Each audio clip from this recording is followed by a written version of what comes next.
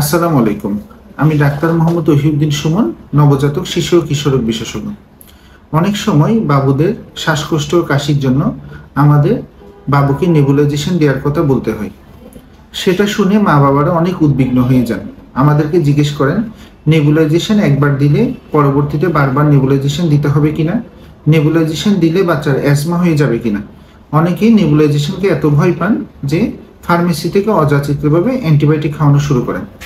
ছাতামাতা Facebook page হতে আমরা জানাতে চাই, নেবুলাইজেশন একবার দিলে বারবার দিতে হবে, নেবুলাইজেশন দিলে বাচ্চার অ্যাজমা হয়ে যাবে বা অ্যান্টিবায়োটিক খাওয়ালে বাচ্চাকে আর নেবুলাইজ করতে হবে না, এই ধারণাগুলো সম্পূর্ণ ভিত্তিহীন। নেবুলাইজ একটা মেশিন। এই মেশিনের মাধ্যমে শ্বাসকষ্টের ওষুধ সালবিউটামলকে বাষ্পীয় আকারে ডিরেক্টলি ফুসফুসে শ্বাসনালীতে দেওয়া হয়।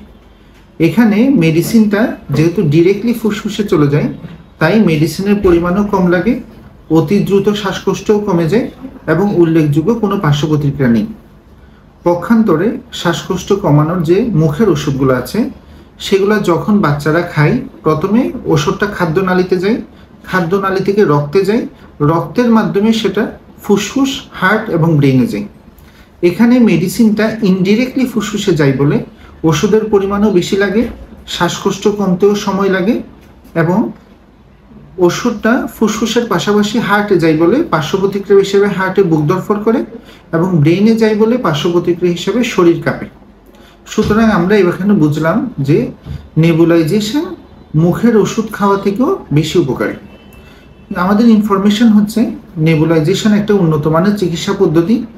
ডিজিটাল যুগে এসে আমরা নেবুলাইজেশনকে ভয় পাবো না, বরং নেবুলাইজেশনকে আমরা প্রয়োজন ক্ষেত্রে ব্যবহার করব। একটি গুরুত্বপূর্ণ বিষয়, সেটি হলো শ্বাসকষ্টের বাচ্চাকে নেবুলাইজেশন দেওয়ার পরও যদি শ্বাসকষ্ট না কমে, তাহলে অবশ্যই কোনো একজন শিশু বিশেষজ্ঞকে সরাসরি ডাক্তার দেখাবেন। আজ এ পর্যন্তই। ভালো থাকবেন। আসসালামু আলাইকুম।